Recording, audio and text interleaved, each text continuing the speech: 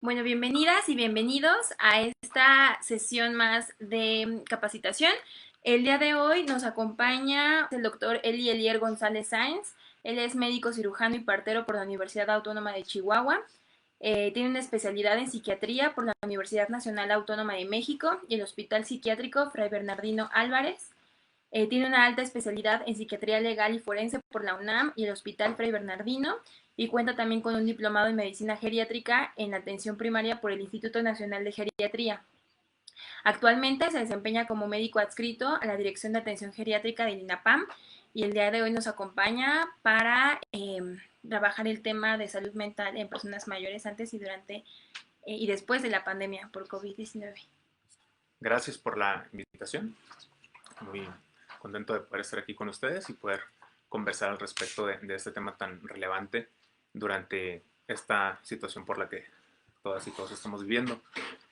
Como lo comentó mi compañera amablemente, la plática habla sobre eso, la salud mental de las personas mayores durante y después de la pandemia.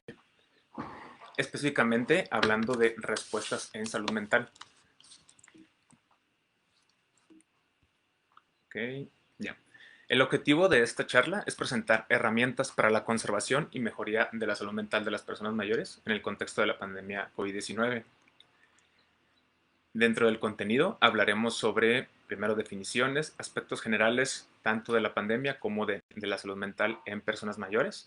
Luego comentaremos algunas estrategias de autocuidado que son relevantes para que las personas que se dedican al cuidado de las personas mayores también se mantengan orientado en el que si una persona que se dedica al cuidado de las personas mayores se encuentra estable, se encuentra con buena salud física y mental, pues también esto va a incidir directamente en las personas mayores. Luego hablaremos qué hacer o qué sigue posterior a la pandemia, cosas que estamos viviendo ya ahorita en una situación en las que algunos países y algunas regiones de nuestro mismo país se encuentran ya en una situación de recuperación o de el volver a lo que se le ha llamado la nueva normalidad y algunos recursos virtuales también que podemos utilizar para poder apoyar tanto a las personas que conocemos como a nosotras mismas y mismos. Inicio primero con la teoría de la mente, que es bastante utilizada y que a veces no la conocemos a ciencia cierta. El cerebro y la mente forman parte de una misma trama, es decir, la mente es lo que el cerebro hace. En muchas ocasiones nosotros consideramos el cerebro y la mente como dos cosas aparte, y no, o sea, son unas definiciones, es cierto, pero también son un entramado de neuronas, de conexiones sinápticas alrededor de todo el encéfalo, que es lo que está realizando el cerebro, que produce el pensamiento, que produce las decisiones, que produce las frustraciones. Todo lo que tenemos a nuestro alrededor, por ejemplo, nuestros hábitos, nuestras tristezas, nuestros anhelos, se encuentran justamente aquí, en la mente. Es una complejidad enorme y por ello también es tan complejo el estudio de ello y es muy importante el mantenimiento de su salud. Debemos también de ver la salud mental como un componente integral de la salud. Es decir, no puede haber salud si no existe salud mental. La salud mental, entonces, forma parte de un recurso muy importante para cualquier persona en el cual se aprovecha todo su potencial cognitivo y afectivo, así como su capacidad para relacionarse.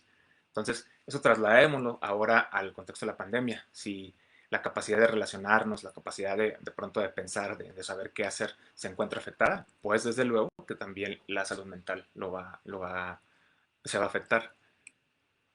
La definición de salud mental es un estado de bienestar en el cual el individuo es consciente de sus propias capacidades, puede afrontar las tensiones normales de la vida, puede trabajar de forma productiva y fructífera y es capaz de hacer una contribución a su comunidad. Es aquí en este contexto donde debemos de preguntarnos todas y todos si tenemos o no salud mental, si contamos con la conciencia de nuestras capacidades, si sabemos que podemos afrontar todas las tensiones que día a día se nos dan y trabajar en virtud de ellas para ayudar a los demás, pues entonces contamos con salud mental. En ocasiones se considera que la salud mental es lo contrario a la enfermedad mental y no es así. Es la salud mental una condición, un estado, no propiamente el antónimo de enfermedad.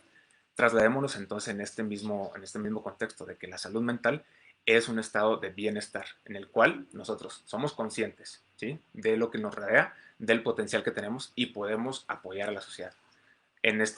Bajo esta definición, la gran mayoría de las personas contamos con salud mental. Lo que les comentaba también ahorita, no hay salud sin salud mental. Sin embargo, a veces a que a menudo se rodea muchísimo, hay un estigma que rodea la salud mental. Millones de personas en todo el mundo no reciben la ayuda que necesitan. En México, las enfermedades mentales tienen una incidencia del 20% de la población, una prevalencia mayor, incluso al 25%. En personas mayores puede ser incluso mayor al 30%. Entonces imagínense, las implicaciones de las enfermedades mentales, de los trastornos mentales, tienen un impacto bastante fuerte que a veces no consideramos. El recurso que se le dedica a la salud en este país es bajo y aún a la salud mental sigue siendo más bajo. Eh, las comparaciones a veces no son necesarias, pero sí de pronto como para conocer un contexto. O sea, México es de los países que destinan menos recursos en cuestión de salud y todavía menores en salud mental. Dentro de los aspectos generales que podemos hablar al respecto, la pandemia de COVID pues ha sido algo que nos ha pegado a todos y en este mismo sentido debemos de hablar sobre las repercusiones que tiene, no nada más a nivel físico, social, económico, sino también el impacto en la salud mental. Ha cambiado mucho la pandemia de COVID-19, la manera en cómo vivimos, la incertidumbre y la alteración de las rutinas diarias están provocando un grado considerable de preocupación en la población general. Entonces, pues eso, imagínense, cada vez que alguien escucha alguna noticia o sabe de la infección o de la muerte incluso de alguna persona llegada, el impacto es tremendo. ¿Qué es el estrés? Pues es cualquier estímulo intrínseco o extrínseco que evoca una respuesta biológica. Es decir, cuando una persona tiene un factor el cual le produce una respuesta biológica, por ejemplo, taquicardia, el aumento en la frecuencia cardíaca, es decir, sudoración, inquietud, o llega incluso a tener síntomas psicológicos como un miedo excesivo, una irritabilidad, una alteración en el estado de ánimo, pues todo esto se puede conducir a una respuesta que se produce por el estrés. El, el estrés es, pues, digamos, en muchos sentidos lo más frecuente que sucede para esto. Entonces, es conveniente que durante la situación de la pandemia identifiquemos lo siguiente. ¿Cuál es la emoción que sentimos fundamentalmente? ¿Sí? O sea, si lo que sentimos mayormente es dolor de cabeza, asociado al estrés, desde luego, es aumento en la frecuencia cardíaca, es una situación de tristeza, una ansiedad excesiva, debemos de identificarlo. Se recomienda anotarlo primero, o sea, estar escribiendo qué es lo que sucede, por qué te sucede, y ya una vez que esto, identificar en qué parte del cuerpo lo sientes. Lo sentimos en el corazón, en los pulmones, en el estómago, con molestias gastrointestinales, en el intestino también, con algunos tipos de estreñimiento o incluso con evacuaciones diarreicas. En el oído, hay personas que llegan a presentar zumbido de oídos. En la visión, o sea, de pronto la visión borrosa o los cambios en la percepción de ciertas cosas también pueden llegar a presentarse.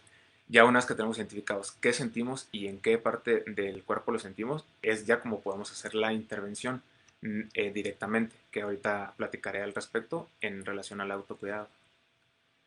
Ok.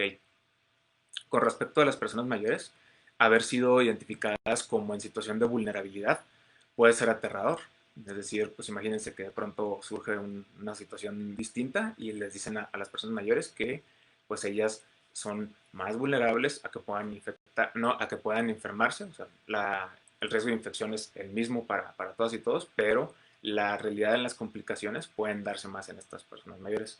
Recordemos, la pandemia, perdón, la enfermedad por COVID se expresa en un 80% de los casos como una enfermedad sintomática leve que puede tratarse únicamente con los cuidados generales, ¿sí? El control de los síntomas como fiebre, como la tos, como el dolor, el cansancio, pero en un 20% se pueden llegar a presentar síntomas más fuertes como una dificultad respiratoria y un porcentaje más pequeño de este puede llegar a presentar incluso, bueno, a requerir el apoyo de un hospital. Entonces, mmm, dentro de este 20%, la mayoría de las personas que están en ese espacio son personas mayores con enfermedades crónicas. Pues con todo ello pues viene mayor dificultad. Los impactos psicológicos, o sea, que ha tenido el confinamiento han sido duros. Sin duda, lo que más puede reducir la transmisión en una situación de una pandemia, como es bien sabido, es justamente el confinamiento, evitar que las personas tengan contacto con otras, porque pues así se reduce la transmisión del coronavirus. Sin embargo, el impacto psicológico que tiene esto es muy fuerte. En muchas ocasiones muchas personas pueden llegar a decir, no, pues no hay problema, yo soy muy ermitaño, entonces para mí el confinamiento no me va a hacer daño. Pero no es así. Antes que ser seres racionales, somos seres sociales. Entonces imagínense, estas medidas que han tenido, que han sido determinadas por la Secretaría de Salud, pues han tenido un impacto, un estrés, una ansiedad, y son particularmente difíciles para las personas mayores que presentan un deterioro cognitivo o demencia, así también para sus cuidadores y cuidadores. Imagínense, o sea, de entrada, una persona con demencia o una persona mayor con depresión, es difícil el cuidado. Ahora imagínense si no puede salir, si no puede distraerse, si no puede tener contacto con el resto de la sociedad por el riesgo de una transmisión, pues es una carga directa hacia las cuidadoras y cuidadores de ellas. ¿Qué es lo que se puede hacer? La forma en la que podemos proteger la salud mental de las personas mayores durante esta pandemia son muy diversas, pero en sí consta de 5 ejes. Primero, cuidar la salud. Después, tener una adecuada alimentación. Luego, realizar una actividad física. Después, mantener la mente activa y mantener conexiones sociales. Tocaremos cada uno de estos puntos con detenimiento. ¿Cómo cuidamos la salud? Inicialmente hay que prevenir la infección. Existe por ahí el mito de que la mayoría de las personas nos vamos a infectar y que de nada sirve que nos cuidemos o nos relajamos ya en el sentido de las medidas preventivas, porque no, pues ya dijeron que se va a infectar toda la población tarde o temprano. Esto no es así. O sea, existe sí un riesgo mayor, desde luego, mientras más avanza la pandemia, de infección, pero esto no quiere decir que todas y todos nos vamos a infectar, no. Y es más, es mejor que no nos infectemos, porque muchas personas llegan a considerar que no, pues me infecto, ya con esto desarrollo inmunidad, y pues ya no tengo que mantener las medidas de prevención. No es así. La infección puede llegar a traer complicaciones, principalmente respiratorias, pero también a nivel vascular, que todavía no conocemos porque apenas estamos conociendo los primeros casos de recuperación en el mundo y especialmente en México. Entonces, si podemos pasar toda esta pandemia sin infectarnos, debemos de hacerlo. ¿Y cuál es la forma más apropiada? Pues con lo de siempre, con lo que ya conocemos, lo volvemos a repetir. El lavado de manos con agua y jabón tan frecuente como sea posible. En hospitales de formación, con mucha frecuencia, el personal de enfermería a cada rato nos estaba diciendo, lávate las manos. Y es algo que nosotros a veces no considerábamos así como que no tiene ninguna implicación. Ya conforme avanza el tiempo y nos damos cuenta de las infecciones dentro de los hospitales y las implicaciones que tienen con ellos, decimos, pues sí es cierto, o sea, sí podemos prevenir muchas infecciones dentro del hospital. En un contexto de la pandemia es lo mismo. Con un lavado frecuente de manos con agua y jabón se previenen la mayor parte de las infecciones. El estornudo de etiqueta, hábitos que ya deben de quedarse, como cubrir la boca y nariz con el ángulo interno del codo cuando se tosa o estornude. Eso también debe estar presente. Atentos a los síntomas de COVID, si hay fiebre o tos. Anteriormente se consideraba que si existía únicamente estos síntomas leves y especialmente personas mayores, pues nada más sintomático. Ahora se sabe que es también necesario tomar la saturación de las personas mayores. Muchas personas mayores entran en esto que se ha descrito como el hipoxémico feliz, es decir, una disminución de oxígeno en la cual la persona no se da cuenta que tiene esta baja de oxígeno y por ende podría llegar a disminuir más a tal grado que requiera una intubación y no se detecte a tiempo para hacerla. Entonces hay que estar atentos también, atentos y atentos a esto. Y pues asegurarse, ¿no?, de la alimentación, la adecuada higiene del sueño. Eso es respecto a cuidar la salud en este contexto.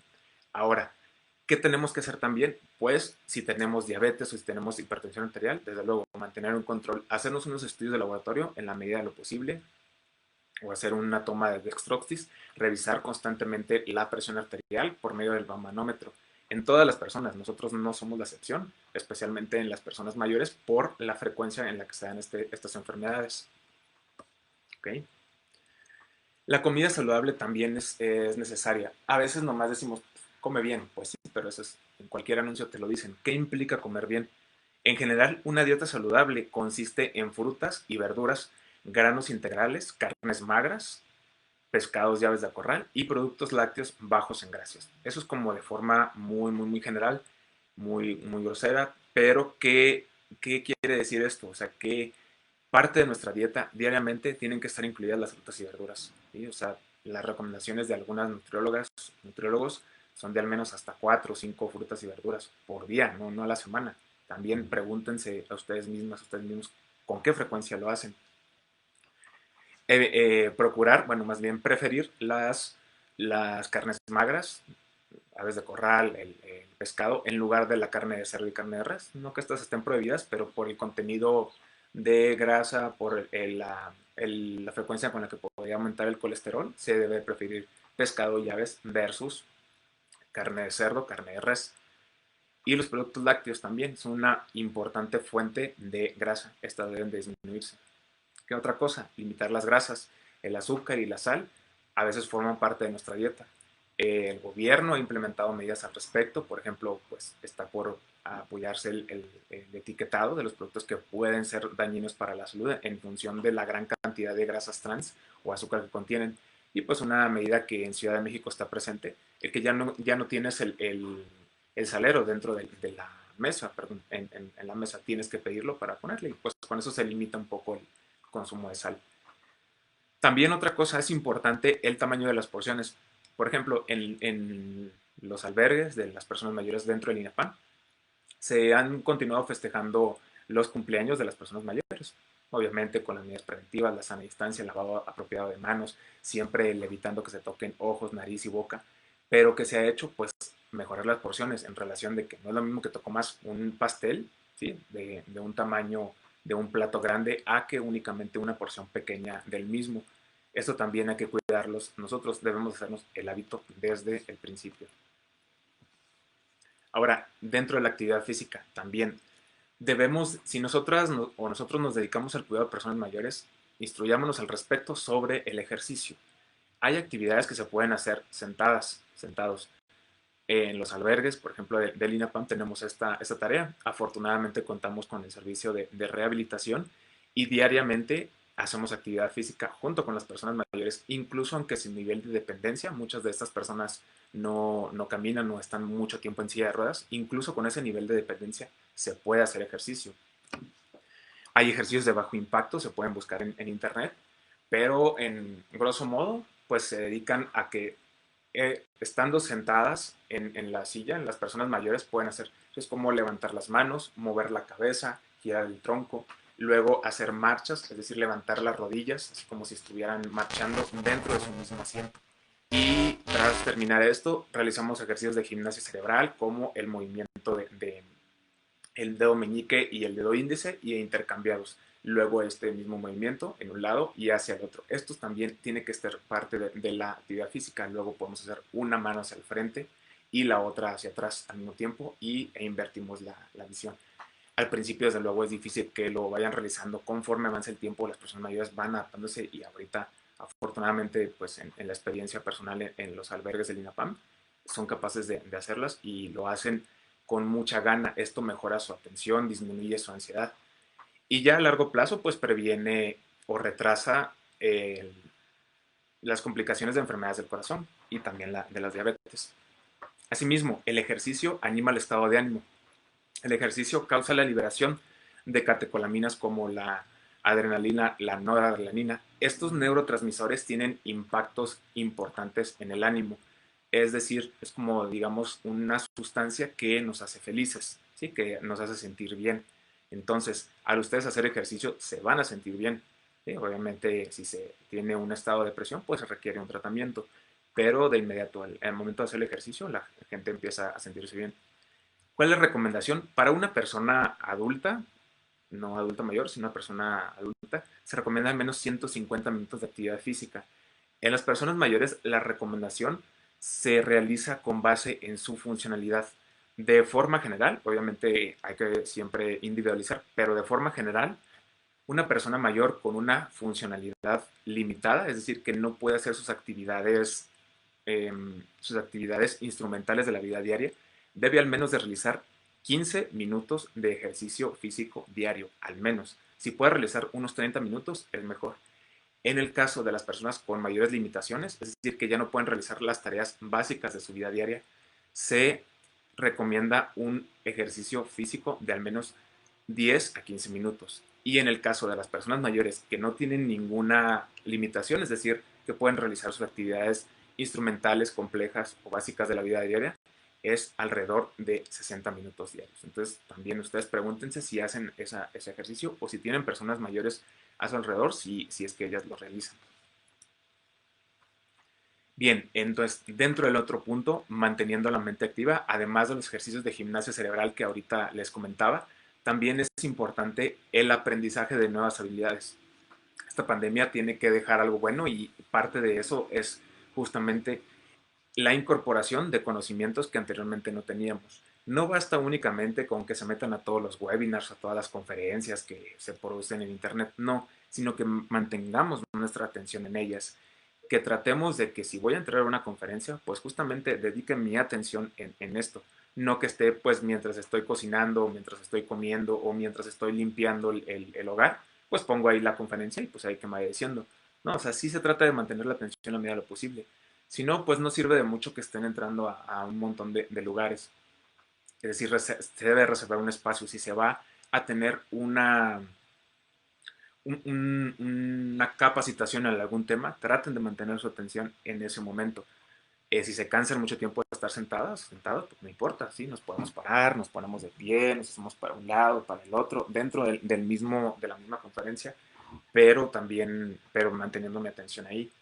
Otras actividades, pues ahora aprovechando si se encuentra aún las personas en casa, siempre no, pues jugar juegos de mesa como el basta, o sea, decir nombres de personas, apellidos, países, frutas o colores que empiecen con alguna determinada letra. Eso ayuda también, pues como para mejorar. Una forma de expresar también las emociones y mantener la mente activa es justamente el baile, el canto. Hay que hacerlo diariamente. Si yo no sé, si yo no puedo escribir o si yo no sé cómo decirle a alguien, pues bailo y bailando trato de expresar lo que yo siento. Si no es así, canto. Por ejemplo, en los albergues de las personas mayores, una vez que terminamos el ejercicio físico, ponemos a todas a gritar y que griten así, y lo más fuerte, y las personas se sienten bien tras esta situación. O sea, parece algo así hasta cierto punto curioso, ¿no? Bueno, porque gritar me va a hacer sentir mejor, ¿no? Sí, sí, sí lo hace. Háganlo y especialmente con las personas mayores que se encuentran confinadas, tienen muchísimo, o sea, sacan toda su inquietud, su ansiedad, todo el estrés que implica estar encerradas o encerrados. Otra tarea que hacemos es bailar con ellas mismas. Desde luego, sí, hay que lavarse las manos antes de llegar a hacer un baile y lavárselas después de terminar el baile. Pero sí es posible, sí es factible realizarlo. Ponemos cumbias, ponemos música de danzón, ponemos música de tipo techno, club, o sea, de todo. O sea, les preguntamos a las personas qué quieren escuchar. Y una vez que digan, no, pues yo quiero escuchar este tipo de música, se las ponemos y bailamos con ellos. O sea, eso también hay que hacerlo. Además de todo eso, hay que limitar también el tiempo de la revisión de noticias respecto al COVID. No debemos de aislarla, o sea, sí es necesario que diariamente sepan cómo está la situación del mundo y del país en relación a la pandemia por COVID. Sí, o sea, no quiere decir que no vayan a ver nada, pero de nada les va a servir que estén 3 horas revisando las noticias en la televisión, en la radio o en algún medio digital de cómo va el número de muertes. Ahorita voy a comentar un poquito al respecto, ya casi al final de la presentación, en relación a cómo son las noticias por COVID y el impacto que tienen sobre todas las personas.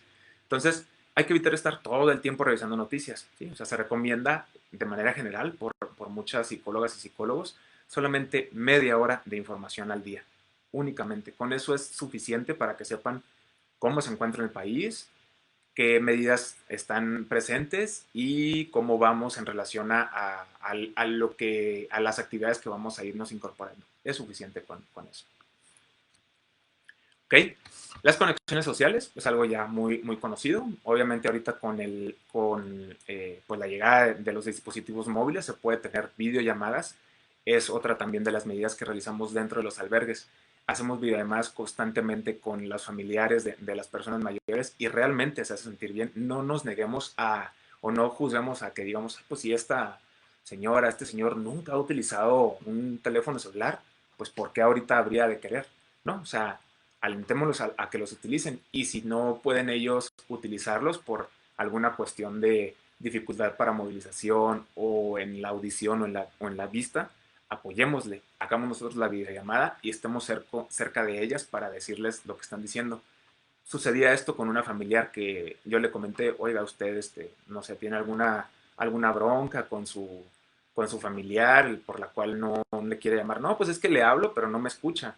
Dije, bueno, pues entonces en ese sentido le podemos apoyar, o sea, puede estar una persona enseguida de ahí, o sea, una cuidadora o cuidadora que está dentro de ella y estánle diciendo un poco más cerca de su oído lo que está diciéndole la otra persona al lado de la pantalla para que sí pueda tener una comunicación y funciona, ¿vale? Entonces, no hay un pretexto para ese detalle. No obstante, si la persona mayor se encuentra sola, pues ¿qué podemos hacer? Hacer lo clásico, ¿no? Las llamadas telefónicas, pero si hay problemas de audición, pues entonces hacemos cartas, ¿sí? Podemos pedirle a los niños o nosotros mismos, nosotras mismas, hacer cartas escribiendo cómo nos encontramos, poner una fotografía de cómo se estaban cómo nos encontramos en este momento o de tiempos anteriores y hablar al respecto. Una buena idea es esto. En una fotografía la puedo ampliar y escribo, mira, mi familiar, o sea, dirigiéndome a la persona mayor, recuerdo que este día la pasamos muy bien porque estuvimos todos juntos y ya esto va trayendo una experiencia previa y hace que no se preste toda la atención en todo el estrés, la ansiedad que genera la pandemia. Esta también es otra forma. Una manera también que se recomienda es sincronizar las actividades virtuales. Si las personas mayores y sus familiares o sus amigas, amigos, solían comer juntas, pues entonces hay que volver a hacerlo, pero pues poniendo por medio de videollamadas esta misma acción en la medida de lo posible. Desde luego, también el baile se puede realizar, hacer karaokes, hacer juegos de mesa es importante. Bien, esto es en relación, en manera general, pues, en específico en las personas en la situación de confinamiento. Ahora, para el autocuidado, ¿qué es el autocuidado? Básicamente es cuidarnos para cuidar a las demás personas, ¿sí? Hay fundamentalmente 4 tipos de autocuidado: el físico, el emocional, el espiritual y el social. Muchas veces consideramos que el autocuidado únicamente se refiere al físico y al emocional y dejamos de lado el lado espiritual y el social. El físico es muy conocido, ¿no? Ya lo comentamos ahorita, pues comer bien, alimentarse bien, descansar bien, dormir bien. El emocional, desde luego, ¿no? El manejo del estrés, la madurez emocional y un parte importante, el perdón, la compasión y la amabilidad. La pandemia, la situación que enfrentamos no es un pretexto para ser groseros, groseras o decir, es que esto me pasó, me siento muy mal. Ya en este punto, desafortunadamente, yo creo que ninguna de nosotras, de nosotros, estamos en un nivel en el que sea ajeno a alguna pérdida por esta pandemia.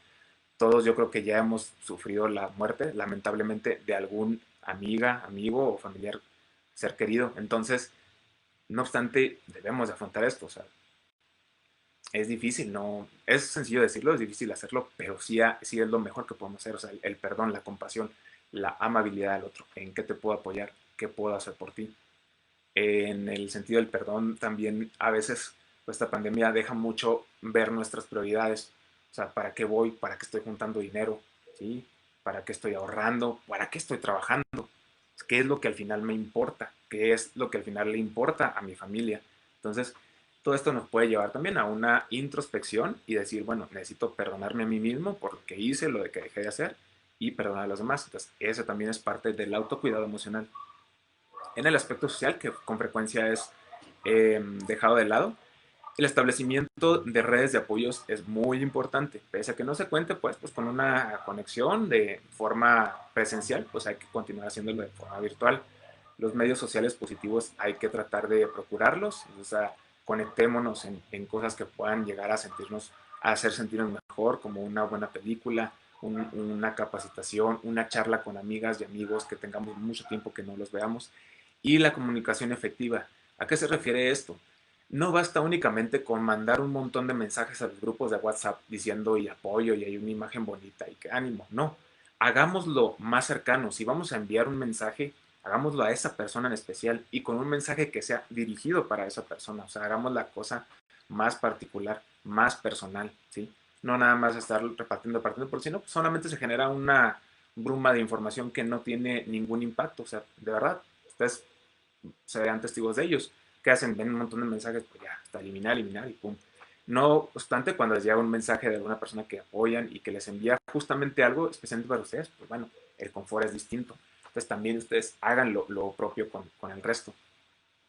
En el sentido espiritual, hay que tener también el tiempo a solas. Si, por ejemplo, ustedes están confinados en su casa y pues ahí están hijos, pareja, demás familiares, hay que darle espacio también a las personas a que tengan un momento para ellas en la que puedan realizar meditación, yoga, ejercicios de mindfulness. O sea, recordemos que el mindfulness es, digamos, uno de los componentes de la meditación que pues pueden ser a veces tomados como, no, pues esto no sirven, no nos hacen impacto, pero lo son. O sea, la meditación es buena, hay evidencia al respecto. También la conexión con la naturaleza, si de pronto pues podemos aprovechar un poco para salir al parque, está bien. Desde luego manteniendo la sana distancia, utilizando cubrebocas cuando salgamos a la calle y evitando tocarnos ojos, nariz y boca.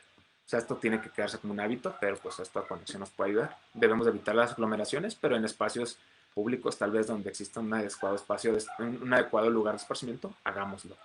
Si tenemos un espacio sagrado dentro de la casa, hagámoslo ahí. A veces no se puede asistir a algún templo, pero dentro de nuestros hogares podemos realizarlo, solos o con nuestras familias.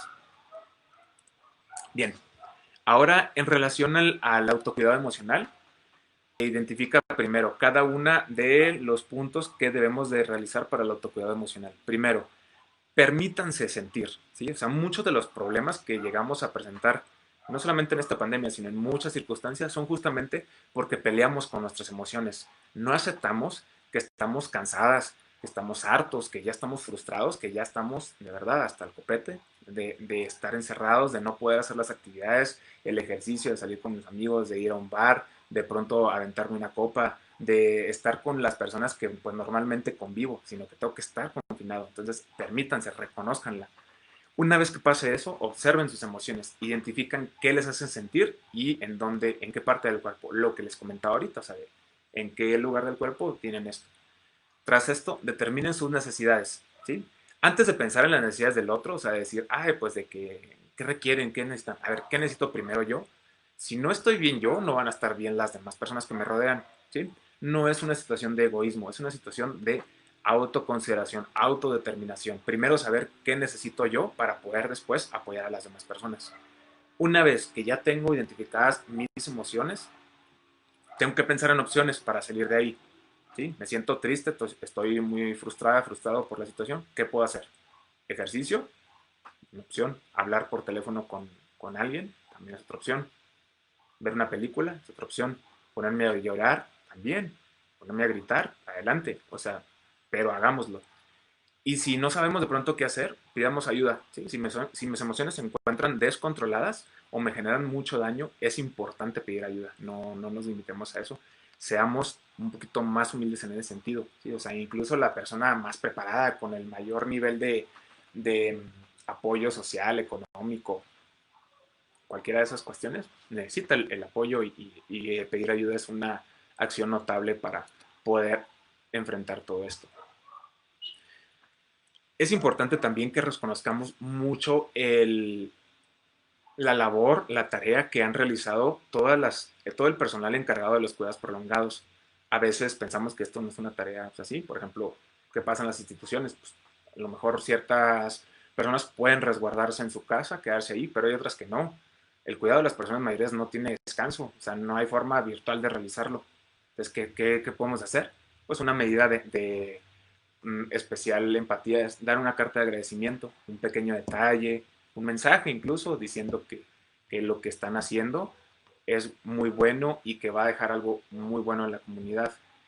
Y si nosotros nos encontramos del otro lado también, de ser parte de las personas que nos encargamos, no esperemos que la gente nos agradezca y no pretendamos ser héroes o heroínas. Esto no se trata de tener héroes, se trata de tener a personas comprometidas, a profesionales, a técnicos, a cualquier gente que se dedique al cuidado de la salud, intendencia, policías, enfermería, cuidadoras, médicos, encargadas, personal administrativo que es necesario, ¿sí? No tienen que ser héroes o heroínas, ¿sí? Tenemos un compromiso y debemos ser responsables, porque los héroes se quedan ahí y nosotros debemos de mantenernos en esta situación, no sacrificarnos en el sentido de que eso implique que después no tomemos las medidas preventivas, ¿sí? Si no tengo el equipo de protección, debo de conseguirlo, debo hacer la gestión para realizarlo. Y si lo tengo, usémoslo responsablemente. El cubreboca, como tiene que ir, tiene que cubrir nariz y barbilla. ¿Qué pasa? Vemos en la calle que algunas personas lo pueden utilizar mal. Pues no, o sea, nosotros hagamos conciencia con nosotros mismos. No juzguemos, empezamos con nosotros mismos. Bien, una de las herramientas para la reducción del estrés, les había puesto también dentro de la presentación, un ejercicio de mindfulness. Después les compartiré el link en el cual pueden ustedes acceder y, perdón, acceder y ahí les van diciendo paso por paso qué se puede hacer. El ejercicio de mindfulness se recomienda que sea al menos durante unas 8 semanas. La duración puede ser desde 5 minutos hasta 1 hora, ¿sí? Y depende desde luego del estado emocional. Personas que tienen a lo mejor únicamente un estrés, una ansiedad leve, pues digamos que pueden hacerlo con unos 15 minutos diariamente, pero si alguien requiere de más apoyo porque tiene ideas suicidas, porque tiene alteraciones en el sueño, en la alimentación, pues tal vez esto, además del mindfulness comentado, implica un apoyo por un profesional de la salud mental, especialmente psicología, psiquiatría, en el caso que sea necesario. Otra técnica también es la relajación muscular progresiva. Esto se refiere a comenzar primero de forma distal a proximal, ¿sí? Empezar con los pies, primero estar relajando la punta de los pies, luego talones de los pies, piernas, rodillas, posteriormente muslos, nalgas, y luego pasamos con las otras extremidades, manos, antebrazos, brazos, hombros, y luego con el tórax haciendo ejercicios de respiración. Hay técnicas especiales. El ejercicio de respiración debe de hacerse también en un lugar tranquilo, no desparramados, no así como, porque eso desenfoca la atención, sino si vamos a hacerlo acostados, acostadas, es una opción, pero se prefiere a veces en la posición de sentadas con las piernas separadas, los pies hacia el frente, los hombros relajados, ¿sí? Y los brazos apoyados, no cruzados, ¿sí? No hacia atrás, sino hacia el frente, en esta manera, más o menos, ¿no? Y hacer ejercicio de respiración tomando aire por la boca, sacándolo por la nariz, haciendo consciente nuestra respiración. Justamente eso consiste en la meditación, en hacer consciente nuestras emociones, darle un descanso consciente a nuestro cuerpo, porque descansamos cuando vamos a dormir, descansamos cuando nos acostamos, pero que especialmente le dediquemos un descanso a nuestro cuerpo, pocas veces lo realizamos, hay que generarlo. En relación a la respiración, se recomienda que sea diafragmática, es decir, hacerlo con el abdomen, que sintamos cómo se expande nuestro abdomen y cómo se contrae al momento que exhalamos. De esta manera, el abdomen se levanta, se exhala y contrae el estómago y produce una sensación de liberación del estrés. Hay que hacer ejercicios de respiración diariamente. Eso tiene que ser parte de nuestra vida en el sentido de que no lo desaprovechamos, o sea, no digamos que pues, la respiración lo hacemos de forma inconsciente, sí, pero hacerla consciente le das especial atención a ella y tu cuerpo lo va a agradecer. Bien. Y una vez tenemos todos estos componentes que podemos ir haciendo durante este proceso de la pandemia, ahora, ¿qué va a pasar posterior a la pandemia? ¿O qué está ya pasando en muchos de los países? Las consecuencias de un estrés a largo plazo son bien conocidas, ¿no? Psiquiátricas, pues trastornos de estrés postraumático, depresión, trastornos del sueño; somáticas, pues, dolores de cabeza, molestias gastrointestinales, dolor muscular. De pronto llega gente y dice, oye, pues es que me duele acá y ya me puse un montón de cremas, me sobé, me di un masaje y no se me quita. Pues probablemente sea porque la expresión que tienes no la estés manifestando más que de esa manera. Psicosociales, ¿qué impactos tiene en el sentido de la consecuencia? La gente se puede quedar sin trabajo, puede dejar de tener un recurso, entonces imagínense todo ese estrés.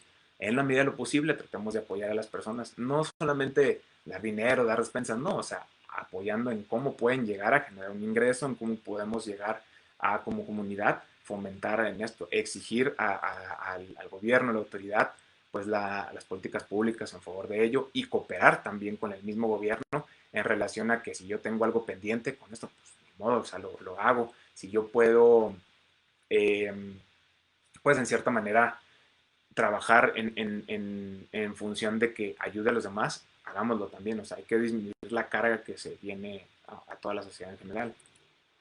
Okay. Entonces, ¿a quién puedo pedir ayuda? En el punto que les comentaba al principio de la charla, pues a las médicas, a los médicos, en el sentido físico, si se tiene alguna enfermedad, a las psicólogas y psicólogos, si existe una situación emocional y si existe ya una alteración en la funcionalidad, ideas de muerte, por ejemplo, una depresión, en el sentido de que ya la gente no coma, no esté conviviendo, no quiera proseguir con sus actividades, pues a un psiquiatra también, o sea, si es necesaria la especialidad, el especialista en psiquiatría en caso de que las alteraciones sean más complejas. Y desde luego en las personas que ya tenían una condición de alteración del comportamiento, digamos una demencia, depresión, y que ahora se ha exacerbado, pues también el apoyo con psiquiatría es diverso. En el INAPAM hemos realizado muchísimas acciones al respecto. Afortunadamente contamos con un equipo de profesionales. Hay un área de gerontología, la cual ha realizado videoconsultas de manera así, virtual justamente y apoyado a muchas personas. Y en este mismo sentido se ha realizado una atención personalizada sin dejar de preservar la salud física, o sea, sin dejar de realizar las medidas preventivas. Entonces, si nosotros tenemos esa capacidad, si nosotros somos profesionales de la salud mental, si se trata, somos médicas, médicos, somos psicólogas, trabajadoras sociales y nos dedicamos al cuidado, si tenemos un conocimiento, compartámoslo. Tratemos de acercarnos a las nuevas tecnologías, digamos, a alguien, oye, ¿sabes qué? Pues no podemos vernos, pero pues qué tal que hacemos videollamadas, te escucho, te doy algunas recomendaciones, tú me escuchas a mí. O sea, hay que tratar de diversificar, de ampliar nuestra manera en cómo ayudamos a la gente, no limitarnos a decir, híjole, pues estoy encerrada, pues cerrado, no puedo hacer nada. Hay que ir más allá. Bien, otra cosa, otra tarea. Ahorita al principio le comentaba a alguno de aquí de mis compañeros que fue bien difícil encontrar una noticia, lo puse justamente en la presentación, una noticia buena sobre la recuperación de las personas mayores. Desde luego, ¿verdad? Pues lo que más vende lo mediático, pues es justamente la tragedia. Y con esto no quiero menospreciar pues la tristeza que muchas personas hemos sufrido en relación a perder un familiar querido, pero sí debemos también de tratar de amplificar las historias e imágenes positivas y alentadoras de las personas que dentro de nuestra localidad hayan mejorado, o sea, hayan tenido COVID y se hayan recuperado al respecto. ¿Sí? Y ver, compartir su experiencia, qué fue lo que hicieron, qué actuaron, cómo se coordinaron, cosas que nos pueden ayudar posteriormente para en nuestra persona si nos llegamos a infectar o si llegamos a saber de alguien que esté pasando por ello en ese momento. Pero a veras, fue extremadamente difícil. O sea, hace poco, el 13 de julio, salió una noticia aparte, un cuadrito bien chiquito que fue difícil de conseguirla en internet, en que en el Hospital Juárez de México se recuperaron 12 pacientes que se encontraban en intubación. O sea, imagínense, es algo tremendo, o sea, para el impacto que tiene este país. O sea, es conocido que las enfermedades crónico-degenerativas, hipertensión, diabetes, obesidad, pues tienen un impacto grandísimo en el país. Entonces, todas estas personas pudieron salir pese a, o sea, y esto es gran parte del compromiso que han tenido mucho el personal de salud, principalmente el área de enfermería, principalmente el área de medicina, pero también todas las colaboradores que se encuentran ahí. O sea, a veces no tomamos en cuenta que la atención en la salud es una estructura enorme, o sea, desde la persona que está cuidando ahí hasta la que tiene que diariamente estar limpiando el lugar, el sitio donde vamos a trabajar para que podamos hacerlo de forma segura.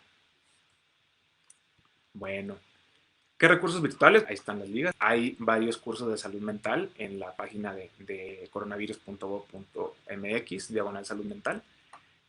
búsquenlos, háganlos. Hay, por ejemplo, un plan de acción para el hogar ante el COVID, donde dan recomendaciones específicas ahora que se viene la nueva normalidad, que es necesario que salgamos a hacer algunas actividades, como evitar la propagación del coronavirus dentro y fuera del hogar.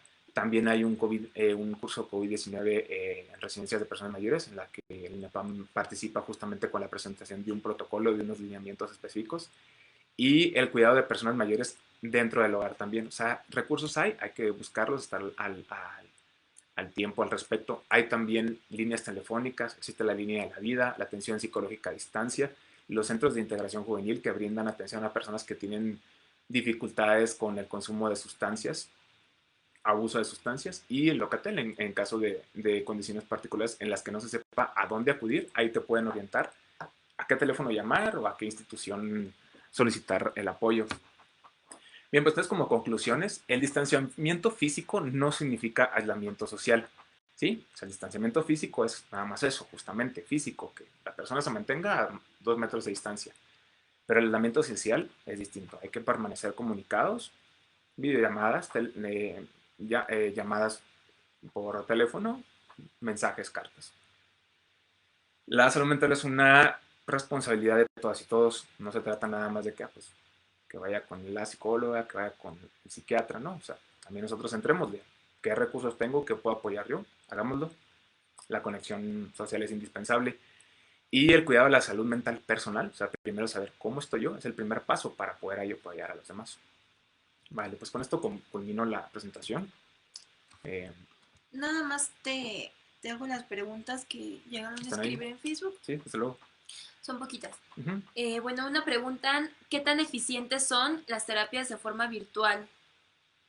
Y que si consideras que son una buena opción. Sí, son una buena alternativa. Desde luego, lo ideal es siempre la terapia, la psicoterapia presencial. Sin embargo, está evidenciado que la telemedicina, la telepsicología, la telepsiquiatría, y así podemos decir en relación a esto, tiene un impacto en las personas mayores. Actualmente el INAPAM colabora con algunas investigadoras en relación a cómo se puede hacer una estimulación cognitiva a distancia que está próxima pues, a poder comprobar que tenga efecto. No obstante, la psicoterapia, la videoconsultas, ya son cosa que tiene un buen tiempo desarrollándose. Esta pandemia pues lo ha forzado a que se haga pues con mayor expansión, pero sí existe al respecto. No, obviamente nunca una terapia o una consulta virtual reemplaza una presencial, pero son una buena alternativa al respecto. Es necesario, sí hay que realizarlas. Eh, También preguntan si hay una forma para controlar la oxigenación. Sí, pues desde luego, o sea, si ustedes compran un oxímetro, la oxigenación siempre debe estar en una persona que tiene COVID, arriba del 94%, es lo que se sugiere que esté arriba de esa cantidad, es la adecuada. Pues las formas de mantener la oxigenación, desde luego es un área en las que un neumólogo podría hablar más al respecto, pero en concreto si es necesaria el uso de mascarilla como el utilizar un tanque de oxígeno con unas fosas, perdón, con una mascarilla facial, no recuerdo el nombre exactamente, sí es necesario, o sea, con eso se puede de cierta forma pues, suplantar la necesidad de oxígeno que existe. Hay gente que está en casa y que se ve en un hospital y una vez que su nivel de saturación de oxígeno es el apropiado, se envía a su casa, pero con oxígeno suplementario. En el caso de que pues, disminuya la saturación de oxígeno, no se pueda hacerle incluso con la suplementación, perdón, con el oxígeno suplementario, pues se requiere la intubación. Pero pues esa, vamos, es tarea de que tiene que a fuerza tener una valoración médica. Okay. Pues esas son todas las preguntas que tenemos hasta ahorita. Okay. Muchísimas Aquí, gracias. bueno, leo también otra, dice que de qué manera podemos integrar a los familiares en las actividades cognitivas del adulto mayor, involucrándolos, haciéndolos partícipes de que ellos son la principal herramienta para que se pueda lograr establecer un buen contacto. Por ejemplo, en las videoconsultas que se proporciona por el área de gerontología del INAPAM, Esto siempre se hace, o sea, la videoconsulta siempre debe estar presente el familiar, la familiar y la persona mayor que se está valorando y hacerles partícipes de ello, o sea, decirles que no basta únicamente con que les pongan un cuadernillo de estimulación cognitiva o un ejercicio de actividades, sino que se pongan a hacerlo ellos. O sea, decirles la importancia que tienen ellos con esto. Dentro de las consultas también es, en la medida que les sea posible, siempre traten de involucrar a todas las hijas o los hijos de las personas mayores, a la pareja, a otros familiares que estén dentro de su mismo contexto, porque con mucha frecuencia sucede que el cuidado se queda nada más a cargo de una sola persona. Pues imagínense, pues esa persona se puede colapsar si únicamente ella realiza el cuidado. Entonces, siempre hacer eso. O sea, si van a tener una videoconsulta, una videoconferencia, decirles, bueno, traten de que estemos todas y todos presentes y decirles directamente, es necesario que todos le entren al cuidado de la persona mayor únicamente.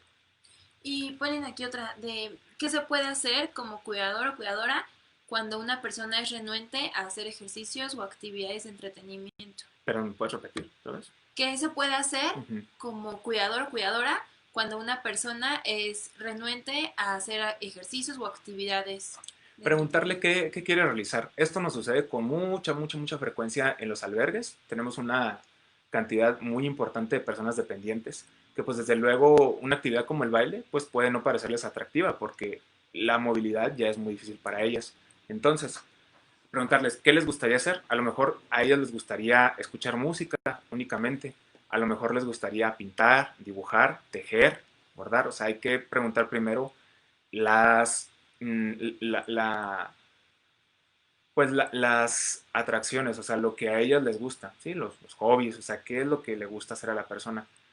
Y ir por ese lado. Si no es el caso, si de todos no acepta, decirle los beneficios que traería el realizar ciertas actividades, o sea, decirle por qué quieren hacerlo, no únicamente como una situación de entretenimiento, no.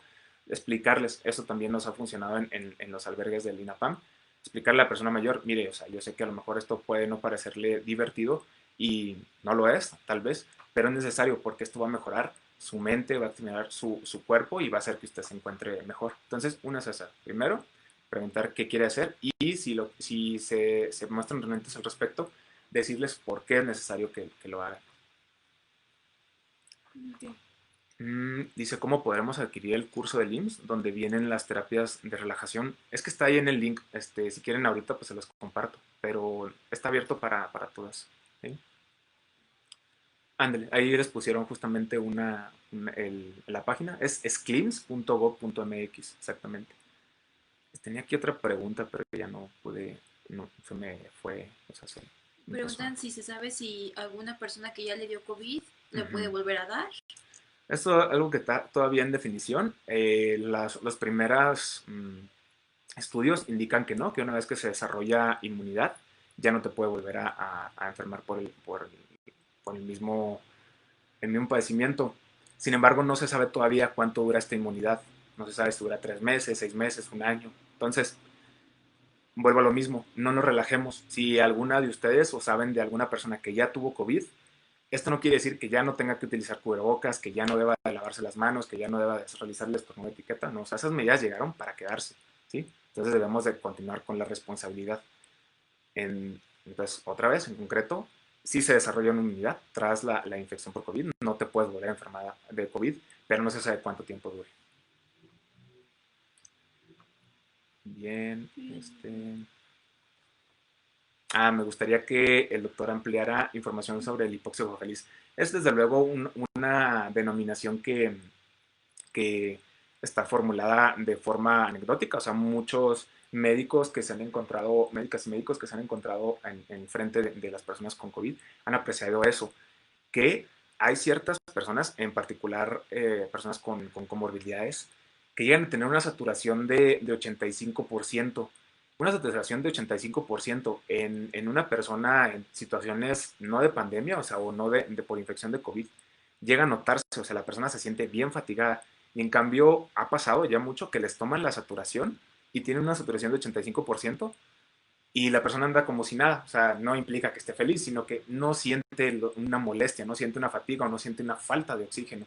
Entonces, Esto hace que luego no se pueda detectar apropiadamente cuándo se requiere el oxígeno suplementario o la intubación, incluso en este lado. Entonces, imagínense, si una persona tiene una saturación de 85%, 80% de oxígeno, pero no muestra síntomas, pues usted no lo detecta. Por eso es importante ya el uso del oxímetro si se sabe de una persona que pueda llegar a complicarse en la situación del COVID. Eso, eso es pues en relación al hipóxido feliz. Hay que tomarle la saturación como parte, o sea, hay que tomar la temperatura, desde luego, la tensión, o sea, todos los signos vitales, pero además también la saturación de oxígeno como parte del estudio para la prevención de complicaciones, especialmente por disminución de la oxigenación. Preguntan también cómo pueden lidiar cuidadores y cuidadoras con sus propias emociones para trabajar después con las personas mayores. Perdón, otra vez, es que estaba leyendo aquí que se perdió el ¿Cómo sonido. pueden lidiar las personas cuidadoras con sus propias emociones para trabajar después con las personas mayores? Por ejemplo, con los ataques de ansiedad. Primero reconozcanlo, o sea, reconozcan que esta situación nos pega a todas y a todos, ¿sí? Nadie está indemne al respecto. Ustedes ven, por ejemplo, algunas personas en sus redes sociales que publican y que aquí bien feliz y haciendo pasteles y yo haciendo ejercicio y no, o sea, no es así. Eso es una falsedad. O sea, primero eso, o sea, reconozcamos que nos sentimos mal.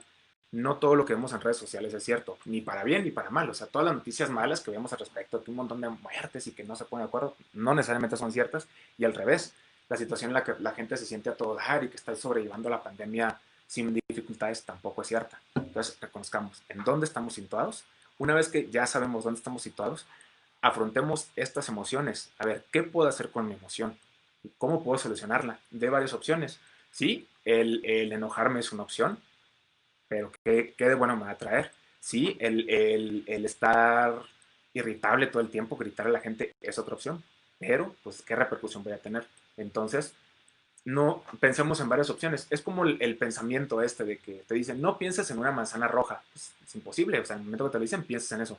Pero si aparte te dicen, no pienses en una manzana roja, pero piensa además en una manzana verde, en una manzana naranja, en un plátano, en una piña, en una sandía, pues ya, o sea, eso amplía tu conocimiento. Al igual, o sea, es imposible que no tengamos a veces estrés o ansiedad asociadas a la pandemia, pero debemos de amplificar nuestras opciones de pensamiento en el sentido de saber qué otras cosas puedo hacer. A muchas personas nos han sacado de nuestras zonas o nos han quitado muchos recursos con los que anteriormente contábamos para sentirnos bien. O sea, había gente que realmente ir a su trabajo era una forma de terapia. O sea, había gente que se sentía mejor en su trabajo que dentro de casa, sin mencionar, bueno, desde luego, las situaciones de violencia intrafamiliar, que son muy importantes. Pero imagínense, de pronto que alguien diga, ya te vas a quedar encerrado en tu casa. Híjole, ¿ahora qué hago? Había personas que su terapia era hacer ejercicio, ¿sí? Y ahora ya no pueden hacerlo, o a lo mejor no con la intensidad con la que anteriormente lo realizaban. Entonces, reconozcamos primero eso. Ya tengo identificada mi emoción, ¿qué puedo hacer? ¿Qué alternativas tengo? No puedo no puedo ir al gimnasio, pues ni modo, me pongo a saltar dentro de mi casa. No puedo ir a ver a mis amigos, pues ni modo, les hago videollamada. No puedo estar en mi trabajo, pues hacer la mayor parte posible de mi trabajo dentro de mi casa con la misma estructura. ¿Sí?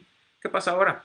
Con frecuencia, jefas y jefes de los trabajos consideran que el estar tú en casa, pues ya tienes todo el día para trabajar. No es así, ¿sí? O sea, traten de establecer sus horarios. Si su horario era de pronto de 9 de la mañana, 5 de la tarde, traten de mantener ese horario de trabajo, incluso aunque sea en casa. Y después no quiere decir que no está haciendo nada, no, estoy descansando, ¿sí? Estoy viendo una película, estoy leyendo un libro, estoy haciendo ejercicio, lo que sea, pero estoy en mi horario de descanso.